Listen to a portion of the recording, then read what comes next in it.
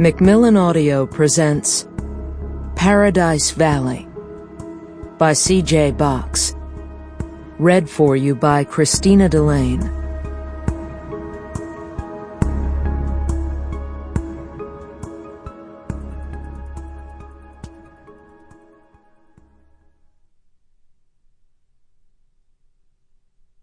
And much of madness, and more of sin, and horror the soul of the plot. Edgar Allan Poe, The Conqueror Worm. There's a killer on the road. His brain is squirming like a toad. Jim Morrison. Part 1. Grimstad, North Dakota, 2017. Chapter 1. "The trap is set and he's on his way," Cassie Dewell said to Sheriff John Kirkbride. She was out of breath from mounting the stairs to the third floor instead of waiting for the elevator. Kirkbride leaned back from his desk and cocked an eyebrow. His thick gunfighter's mustache obscured the expression on his lips, but his eyes narrowed. "The Lizard King." Cassie nodded her head furiously. She was both excited and scared. She was also hot, and she peeled off her Bakken County Sheriff's Department fleece. "You're sure it's him?" she said. "I sent you a video link in an email 5 minutes ago." He frowned. The sheriff disliked communicating by email. "What's in it?" he asked. "Let me show you," she said.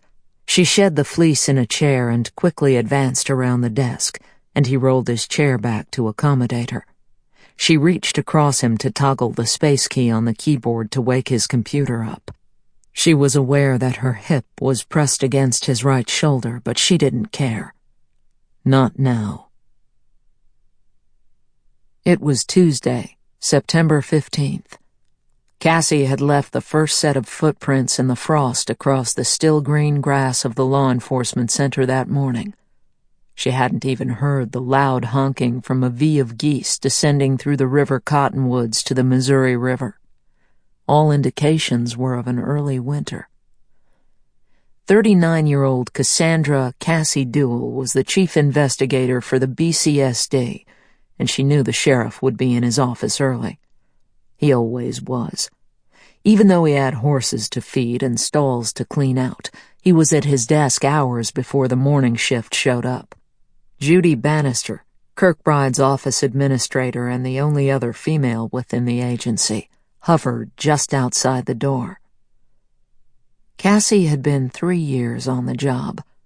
The apartment unit she'd first moved into when she arrived was in view outside Kirkbride's window, although it was now occupied by a deputy hired straight out of the law enforcement academy in Minnesota. Kirkbride had been the sheriff when Grimstad had 8,000 residents and was losing population every year. The demographics of western North Dakota at that time were a mix of German and Scandinavian farmers, and a few Scott ranchers. That was before hydraulic fracturing in the Bakken Formation produced 20% of the nation's oil, and the county boomed beyond anyone's imagination. He was still the sheriff when the unofficial census swelled to 45,000 in town and 80,000 in the county, and his department had grown from 4 deputies to 40. The sheriff had hired Cassie away from the Lewis and Clark County Sheriff's Department in Helena, Montana, and had made her promise she would stay with him until his official retirement at the end of the year, 3.5 months away. Since his announcement, he'd made it clear to anyone who would listen that he wanted her to be his hand-picked successor. What he'd not done was ask Cassie what she thought about that.